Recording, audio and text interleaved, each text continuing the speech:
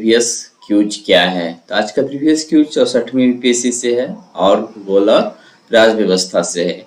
तो भूगोल का क्वेश्चन सबसे पहले देखते हैं, लेकिन जो हमारे चैनल पर नए हैं चैनल को जरूर सब्सक्राइब करें ताकि आपको सारे नोटिफिकेशन मिलता रहे।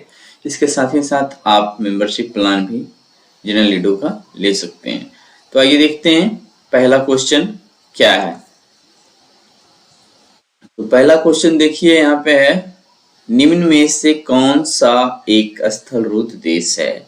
बेल्जियम, हंगरी, रोमानिया, यूक्रेन और पांचवा ऑप्शन बेलोन है। तो ये इसका आंसर आप नीचे देख सकते हैं, ऑप्शन बी होगा। ठीक है, ऑप्शन बी होगा।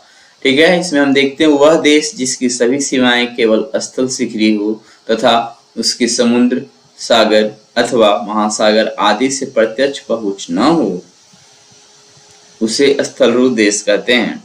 वर्तमान में कुल 49 देश 5 आंशिक रूप से मान्यता प्राप्त है देश है जो एक से अधिक देशों के स्थलीय सीमाओं से घिरे हुए हैं। इसमें यूरोप के 17 स्थलरूद्ध देश हैं, जिनमें से हंगरी भी एक देश है जो Slovakia, Ukraine, Romania, Serbia, Slovenia और ऑस्ट्रिया से घिरा हुआ है। तो ये हो गया आपका पहला क्वेश्चन। चलिए देखते हैं नेक्स्ट सेकेंड क्वेश्चन क्या है।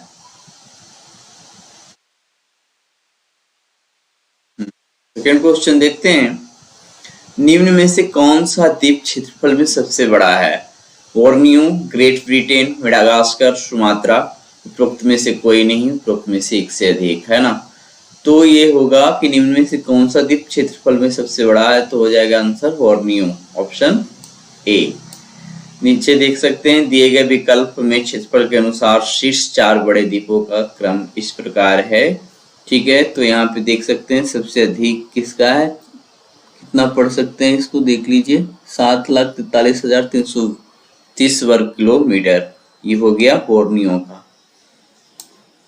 इस प्रकार से मेडागास्कर का देख सकते हैं 5,78,041 वर्ग किलोमीटर। सुमात्रा का देख सकते हैं 4,73,481 वर्ग किलोमीटर। ग्रेट ब्रिटेन का देख सकते हैं 2,09,331 वर्ग किलोमीटर है। ठीक है, तो इस तरह उपरोक्त विकल्पों में से क्षेत्रफल की दृष्टि से सबसे बड़ा बोर्नियो द्वीप होगा। यह द्वीप पश्चिम मध्य प्रशांत में स्थित है। इसका क्षेत्र लगभग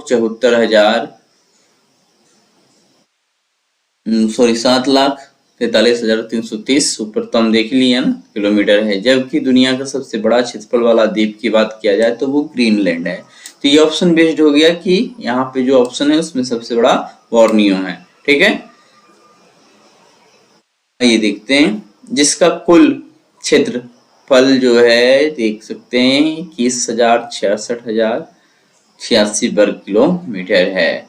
आइए देखते हैं, ये ग्रीनलैंड की बात हो रहा है, उसका क्षेत्रफल इतना है। चलिए तो अपने स्लाइड पे थोड़ा सा देख लीजिए, हो सकता नहीं दिख रहा होगा, हम बोलते जा रहे थे इस डिस्कशन को। आइए अब देखते हैं तीसरा नंबर। तो है, निम्न में से किस क्षेत्र में भूमध्य सागरीय जलवायु प्रचलित नहीं है? मध्य चिली, केपटाउन, एडिलेड, पंपाज और पांचवा ऑप्शन। तो निम्न में से किस क्षेत्र में भूमध्य सागरीय जलवायु प्रचलित नहीं है, तो हो जाएगा ऑप्शन डी, पंपाज। सामान्यतः भूमध्य सागर के आसपास पाई जाने वाली मध्य अथवा उच्च वर्षा वाली जलवायु को भूमध्य सागरीय, यहाँ पे यह छुटा हुआ है, ठीक है, सागरीय जलवायु कहते हैं। इस जलवायु में ग्रीष्म काल में काफी गर्मी तथा शीत ऋतु में सामान्य ठंड पड़ती है। यह जलवायु भूमध्य सागर के अलावा कैलिफोर्निया के तटवर्ती क्षेत्र, पश्चिमी और दक्षिणी ऑस्ट्रेलिया, एडिलेड, दक्षिणी अफ्रीका के दक्षिण पश्चिम केपटाउन में के भाग और मध्य चिली में भी मिलती है। तो भूमध्य सागरीय जलवायु में प्रचलित कौन सा स्थान नहीं है, तो पंपाज है। अच्छा, नीचे और देखते हैं, अर्जेंटीना पंपाज वाले क्षेत्र में भूमध्य सागरीय जलवायु प्रचलित नहीं है, तब विकल्प डी सही है ना। आइए नेक्स्ट देखते हैं, वह देश जो विश्व में रेशम का सबसे बड़ा उत्पादक है? भारत, चीन, ब्राजील, जापान। तो रेशम का सबसे बड़ा उत्पादक है दोस्तों ऑप्शन बी, चाइना। ठीक है ना, चाइना। आके देख सकते हैं इस समय में विश्व में रेशम के उत्पादन में चीन 14, अच्छा 14,02,000 मीट्रिक टन।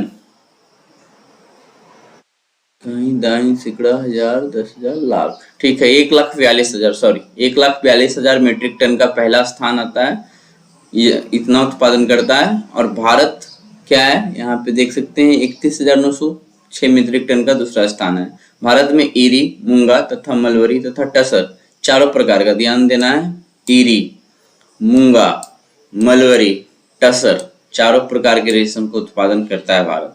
ठीक है, मात्रा कम है बट चारों प्रकार का। देश के कुल उत्पादन का 80% से अधिक हिस्सा मलबरी रेशम का ही है भारत में। भारत में रेशम उत्पादन में कर्नाटक प्रथम स्थान पर है। मलबरी रेशम का लगभग 97% हिस्सा भारत के 6 राज्यों में, और कौन कौन सा राज्य है देख सकते हैं, आंध्र प्रदेश, कर्नाटक, जम्मू कश्मीर, तमिलनाडु, बिहार तथा पश्चिम बंगाल में उत्पादित होता है। आइए देखते हैं नेक्स्ट क्वेश्चन। कह रहा है संयुक्त राष्ट्र अमेरिका को छोड़कर विश्व के निम्न देशों में से कौन सा देश कच्चे तेल का सर्वाधिक उत्पादन करता है? तो उस वक्त के अनुसार ये आंसर सऊदी अरब था। ठीक है, जिस वक्त ये एग्जाम हुआ था। बट आप नीचे देख सकते हैं कि वर्तमान में अमेरिका कच्चे तेल का सबसे बड़ा उत्पादक देश है। इसने 2 दशकों के बाद पहली बार सऊदी अरब तथा रूस को तेल उत्पादन के संदर्भ में पीछे छोड़ दिया है। सऊदी अरब के विश्व को सबसे बड़ा तेल उत्पादक देश माना जाता है। यह संपूर्ण विश्व के प्रतिदिन उपभोग होने वाले तेल का लगभग 33.25% भाग उत्पादित करता है। जून 2018 की रिपोर्ट के अनुसार अमेरिका जो है इतना 15.6% के बाद दूसरे स्थान पर, रूस 11.2 के बाद तीसरे स्थान पर, और सऊदी अरब सॉरी ये तो हो गया पहले स्थान पे, दूसरे स्थान पर इधर से पढ़ेंगे। ठीक है, तीसरे स्थान पर सऊदी अरब 12.1%। इसके बाद कच्चे तेल के बड़े उत्पादक राष्ट्र कनाडा, चीन, ईरान, इराक, संयुक्त अरब अमीरात, ब्राजील एवं कुवैत है। और ध्यान देना है दोस्तों, ये सब क्वेश्चन ऐसा है कि कभी भी चेंजेस हो सकता है। फिलहाल अभी हमने अमेरिका बताया है, लेकिन ये देख लेना होगा। ठीक है ना, एग्जाम वक्त क्या परिस्थिति है इसमें। ठीक है, ये नेक्स्ट देखते हैं। 6ठा नंबर क्वेश्चन क्या कह रहा, निम्न में से कौन सा मेघालय पर अर्कांश नहीं है? भुवन पहाड़ियां, गारो पहाड़ियां, खासी पहाड़ियां, जयंतिया पहाड़ियां। तो निम्न में मेघालय पर अर्कांश नहीं है, तो ये आंसर हो जाएगा ऑप्शन ए, भुवन पहाड़ियां। मेघालय पठार प्रायद्वीपीय पठार का एक भाग है। मेघालय पठार को शिलोंग पठार भी कहा जाता है, जो पूर्वोत्तर भारत के मेघालय राज्य के उच्च भूमि का पूर्वी क्षेत्र है। इस पठार के पश्चिमी, उत्तरी तथा दक्षिणी कगारों को क्रमशः गारो, खासी तथा जयंतिया पहाड़ी कहा जाता है। मेघालय पठार प्रायद्वीपीय पठार का बाहरी हिस्सा है, जो मुख्य रूप से प्राचीन चट्टानों से बना हुआ है। फिर देख सकते हैं इसमें कोयले तथा लोहे के अयस्क पाए जाते हैं तथा चूना पत्थर भी प्राप्त होता है। इसका उच्चतम बिंदु शिलांग चोटी है, जिसकी ऊंचाई 6,433 फीट है। यह शिलांग शहर से 3 मील दूर दक्षिण में अवस्थित है। भुवन पहाड़ियां असम राज्य की बराक घाटी से संबंधित है। तो ये ध्यान देना है कि भुवन पहाड़ी कहाँ पड़ता है। बाकी तो आपका गारो, खासी, जयंतिया ये मेघालय से रिलेटेड है ही। ठीक है ना, तो आइए नेक्स्ट देख लेते हैं। थोड़ा सा अपने स्लाइड पे देखिए, हो सकता है कि लाइन कट जा रहा होगा। आइए देखते हैं। वह दर्रा जो सर्वाधिक ऊंचाई में अवस्थित है, जो जिला रोहतांग, नाथुला, खैबर। तो आंसर होगा ऑप्शन सी, नाथुला सबसे ऊंचाई पे है। सर्वाधिक ऊंचाई पर स्थित दर्रा नाथुला दर्रा है, जो सिक्किम में अवस्थित है। ये भारत व चीन को जोड़ता है, और चीन का ये हिस्सा तिब्बत वाला हिस्सा है। ठीक है, आइए विकल्प में दिए गए दर्रों की ऊंचाई। तो नाथुला 4,310 मीटर सबसे ऊंचा, फिर रोहतांग के देख सकते हैं 3,978 मीटर है, और जो जिला को देख सकते हैं 3,528 मीटर है। खैबर की देखते हैं तो 10,070 मीटर है। आइए नेक्स्ट देखते हैं। कारेवास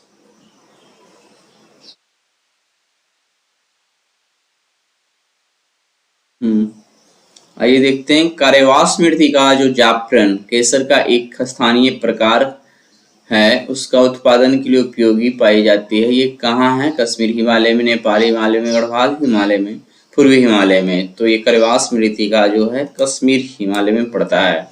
कारेवास मृत्तिका कश्मीर हिमालय में पाई जाती है, जो अत्यधिक उपजाऊ मिट्टी है। कारेवास मृत्तिका जाफरान या केसर के उत्पादन के लिए उपयोगी है। उल्लेखनीय है कि कारेवास मृत्तिका अर्ध समेकित मिट्टी होती है, जो तलहट, टेरेस, पठार और चट्टानों के रूप में कश्मीर हिमालय बेसिन में पाई जाती है। इस मिट्टी में बादाम, आड़ू, अखरोट आदि भी उगाए जाते हैं। आइए नेक्स्ट देखते हैं, 2011 की जनगणना के अनुसार भारत की कुल जनसंख्या में नगरीय जनसंख्या का प्रतिशत था लगभग, तो 2011 की जनगणना अभी भी चलेगा फिलहाल, तो ये हो जाएगा 31%। 2011 की जनगणना भारत की 15वीं जनगणना थी, जिसे 2 चरणों घरों की गिनती तथा व्यक्तियों की गिनती के रूप में संचालित किया गया था। ठीक है, जनगणना के अनुसार भारत की कुल जनसंख्या में नगरीय संख्या का प्रतिशत 31.16% था, वहाँ राउंड ऑफ में दिया हुआ है, और ग्रामीण जनसंख्या का प्रतिशत 68.84% है, जबकि 2001 की जनगणना में नगरीय संख्या का प्रतिशत 27.81% था, तो ये वृद्धि कुछ हुआ। आइए नेक्स्ट देखते हैं, करा जनगणना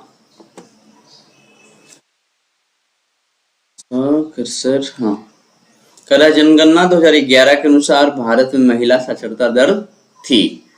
तो महिला साक्षरता दर की बात किया जाए तो ये था 65.5%।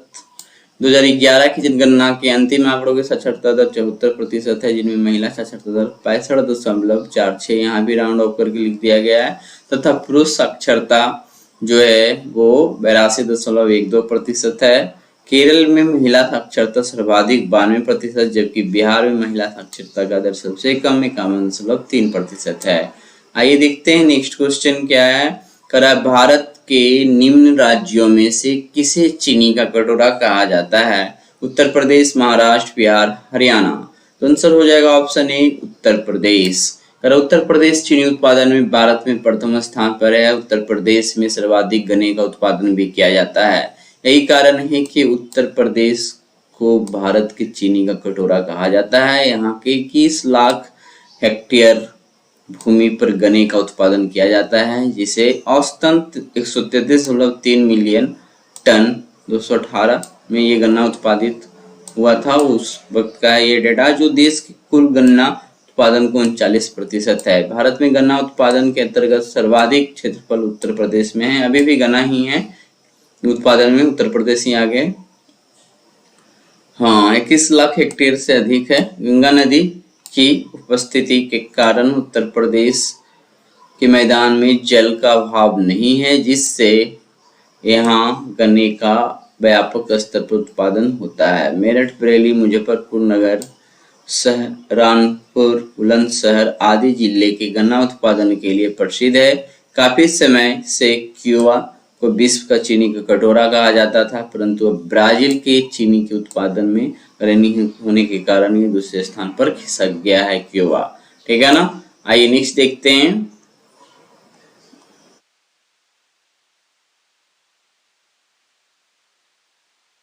निम्न खनिजों में से किस खनिज के उत्पादन में भारत विश्व में अग्रणी है? और अब ऊपर वाला की बात फिर हम कर सकते हैं दोस्तों, ये सब लेटेस्ट करंट से रिलेटेड है, तो इस प्रकार के क्वेश्चन को ध्यान रखना एग्जाम के वक्त, उस वक्त स्थिति क्या है।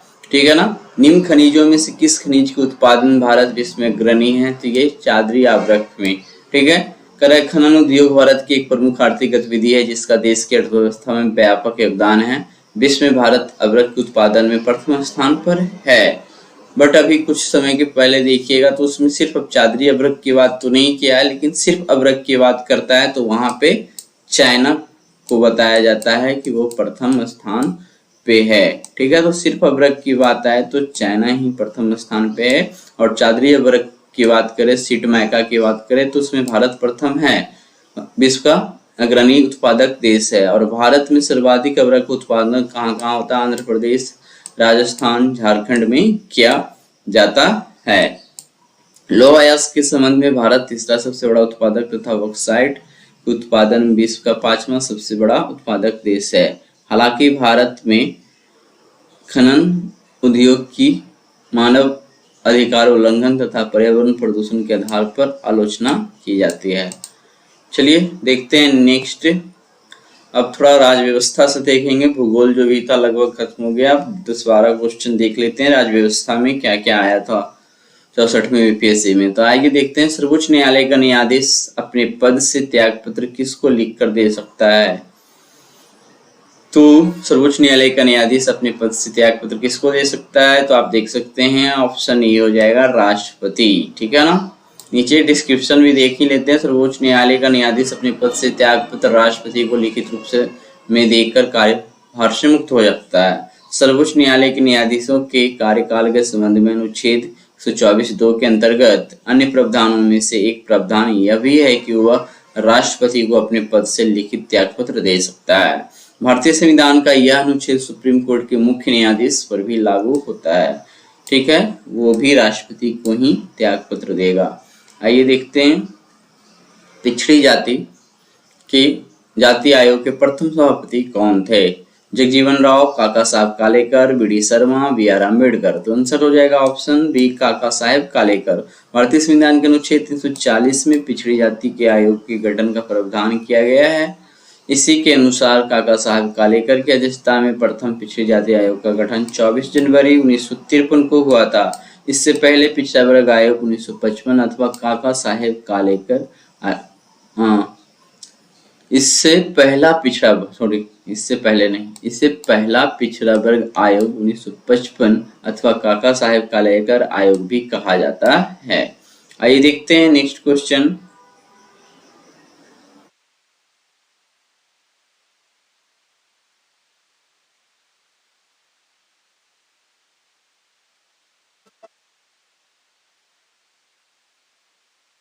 ये देखते हैं। रोज राज्य लोकसभा आयोग का अध्यक्ष किसके द्वारा नियुक्त किया जाता है? तो आंसर हो जाएगा ऑप्शन सी राज्य के राज्यपाल। राज्य लोकसभा आयोग के अध्यक्ष तथा सदस्यों की नियुक्ति संविधान के अनुच्छेद 315 के तहत संबंधित राज्य के राज्यपाल द्वारा की जाती है, परंतु इन्हें हटाने का अधिकार राज्यपाल को नहीं है। राज्य लोक सेवा आयोग के अध्यक्ष की पद मुक्ति या उसके पद से हटाने का अधिकार राज्यपाल को नहीं बल्कि राष्ट्रपति द्वारा उसे हटाया जाएगा। वही संघ के लोक सेवा आयोग के अध्यक्ष की नियुक्ति अथवा पद मुक्ति राष्ट्रपति के द्वारा ही की जाती है। तो आइए नेक्स्ट देख लेते हैं। लोकसभा का सदस्य चुने जाने के लिए एक व्यक्ति की किस आयु से कम नहीं होना चाहिए? तो ये तो हो जाएगा आंसर 25 वर्ष। भारत के संविधान अनुच्छेद 84(b) के अनुसार लोकसभा चुनाव के लिए उम्मीदवार बनने की न्यूनतम आयु 25 वर्ष है। तो ये अनुच्छेद भी आप ध्यान रख सकते हैं 84(b). अनुच्छेद 84(b) के अंतर्गत राज्यसभा के सदस्य बनने हेतु न्यूनतम आयु 30 वर्ष है। राज्य विधानसभाओं के सदस्य बनने हेतु न्यूनतम आयु 25 वर्ष होता है अनुच्छेद 73(b) के, तथा राज्य के विधान परिषद के लिए न्यूनतम आयु 30 वर्ष है। ठीक है, तो लोकसभा राज्यसभा से तुलना करते हुए इसको भी याद रख सकते हैं, विधानसभा और विधान परिषद को। आइए नेक्स्ट देखते हैं। किसी राज्य का राज्यपाल नियुक्त किया जाता है प्रधानमंत्री द्वारा, भारत के मुख्य न्यायाधीश द्वारा, राष्ट्रपति द्वारा, उच्च न्यायालय के मुख्य न्यायाधीश द्वारा। तो आंसर हो जाएगा ऑप्शन सी राष्ट्रपति के द्वारा राज्यपाल नियुक्त किया जाता है। भारतीय संविधान के अनुच्छेद 155 के अनुसार, ठीक है, राज्यपाल की नियुक्ति राष्ट्रपति द्वारा 5 वर्षों की अवधि के लिए की जाती है, परंतु वह राष्ट्रपति के प्रसाद पर्यंत, मतलब जब तक राष्ट्रपति चाहेगा पद धारण करता है। भारत में राज्यपाल की नियुक्ति के लिए 2 अर्हताएं निर्धारित है। प्रथम यह कि वह भारत का नागरिक हो, दूसरी वह 35 वर्ष की आयु पूरी कर चुका हो। और भी बहुत सारा टर्म एंड कंडीशन होता है, बट ये मिलनी है और लिखनीय है कि राज्यपाल को एक राज्य से दूसरे राज्य में भी स्थानांतरित किया जा सकता है। एक राज्यपाल को एक से अधिक राज्यों का भी पदभार भी दिया जा सकता है। ठीक है, तो आइए नेक्स्ट देख लेते हैं। भारतीय संविधान के किस अनुच्छेद के अंतर्गत लोकसभा में अनुसूचित जातियों के आरक्षण का प्रावधान किया गया था? तो अनुसूचित जातियों का आरक्षण के प्रावधान की बात है तो ये अनुच्छेद हो जाएगा 330। भारतीय संविधान के अनुच्छेद 330 के अनुसार लोकसभा में अनुसूचित जातियों एवं अनुसूचित जनजातियों का आरक्षण का प्रावधान है। वहीं अनुच्छेद 332 के अनुसार राज्यों की विधानसभा में, ठीक है, वहां तो लोकसभा की बात हो रहा था ना, अब कह रहा अनुच्छेद 332 के अनुसार राज्य की विधानसभा में भी अनुसूचित जातियों एवं अनुसूचित जनजातियों के लिए आरक्षण का प्रावधान है। तो 330 के अनुसार संसद में चलिए लोकसभा के लिए, ठीक है, और अनुच्छेद 332 के अनुसार राज्य स्तर पर विधानसभा में दोनों के लिए आरक्षण का प्रावधान है। ठीक है, 300, चलिए इससे फिलहाल लिखने में चलिए, ठीक है, 332 में ये विधानसभा से रिलेटेड है। आइए नेक्स्ट देखते हैं। संसद का हिस्सा नहीं होता है, सॉरी, राष्ट्रपति संसद का हिस्सा नहीं होता है, संसद का हिस्सा होता है। संसद का हिस्सा होता है और संसद में बैठता है, संसद में वोट दे सकता है, तो आंसर होगा संसद का हिस्सा होता है। ठीक है, संविधान के अनुच्छेद 79 के अनुसार संसद में राष्ट्रपति, लोकसभा और राज्यसभा शामिल होते हैं। भारत में राष्ट्रपति को राज्य प्रमुख माना जाता है, इसलिए उसे संघ का कार्यकारी प्रमुख भी कहा जाता है। ठीक है, दोनों सदन प्रस्तावित बिल को पारित करते हैं तथा यह बिल राष्ट्रपति के द्वारा हस्ताक्षर करने के बाद अधिनियम या अथवा कानून बन जाता है। आइए नेक्स्ट देखते हैं।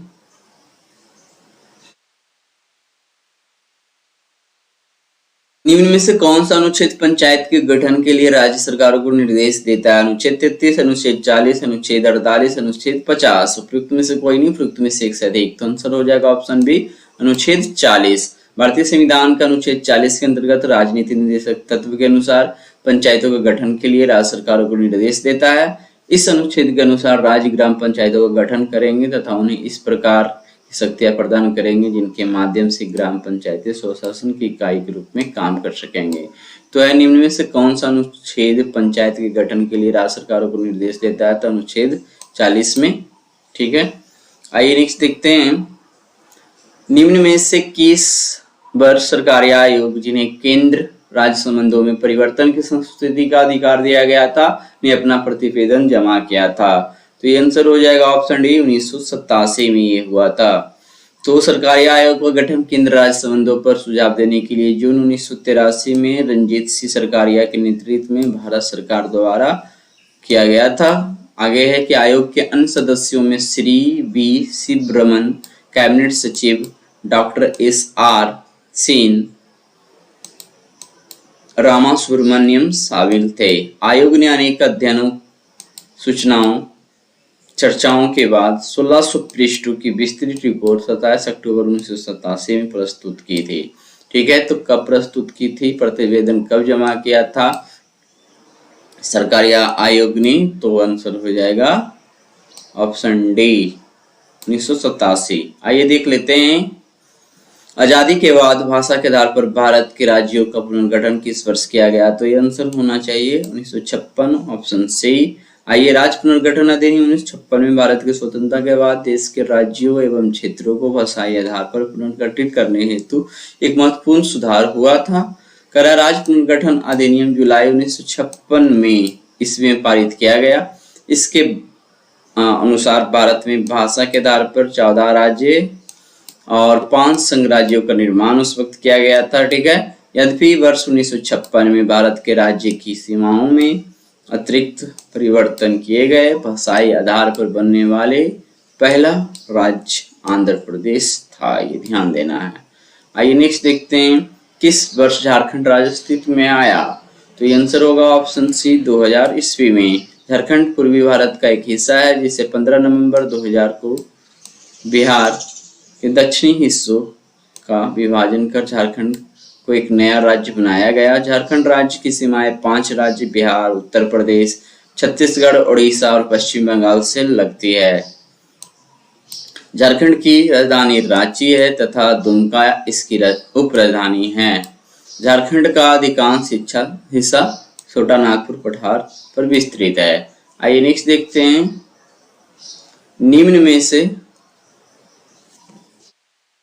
में से किस अनुच्छेद के अंतर्गत वित्त आयोग के गठन का प्रावधान किया गया है? तो आंसर हो जाएगा अनुच्छेद 280, ऑप्शन ए। भारतीय संविधान के अनुच्छेद 280 के अंतर्गत अर्ध न्यायिक निकाय के रूप में वित्त आयोग की व्यवस्था की गई है। इसका गठन राष्ट्रपति द्वारा हर 5वें वर्ष या आवश्यकता अनुसार उससे पहले भी किया जा सकता है। अब तक 15 वित्त आयोगों का गठन किया जा चुका है। प्रथम वित्त आयोग का गठन राष्ट्रपति द्वारा 1951 में किया गया था। वित्त आयोग के गठन का मुख्य उद्देश्य केंद्र तथा राज्य सरकारों के बीच वित्तीय संबंधों का निर्धारण करना है। संविधान के अनुसार वित्त आयोग में एक अध्यक्ष, 4 सदस्य होते हैं। 15वें वित्त आयोग के अध्यक्ष NKC हैं। इसका गठन 2017 में किया गया था। आइए देख लेते हैं एक और क्वेश्चन।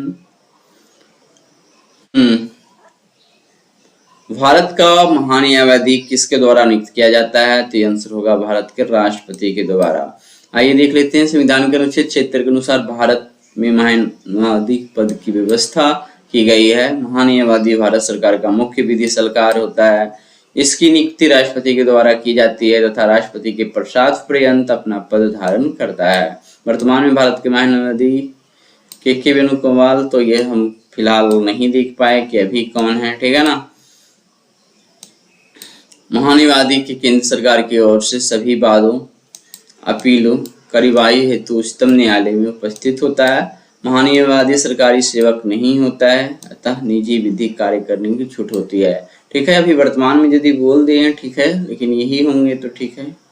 एक करंट को मैंने फिलहाल अभी देखा नहीं, तो इसको आप कर लीजिएगा, ठीक है। ये सब करंट से रिलेटेड क्वेश्चन एग्जाम के वक्त के लिए रखा जाना चाहिए। तो आज का प्रीवियस था उसको हमने देख लिया।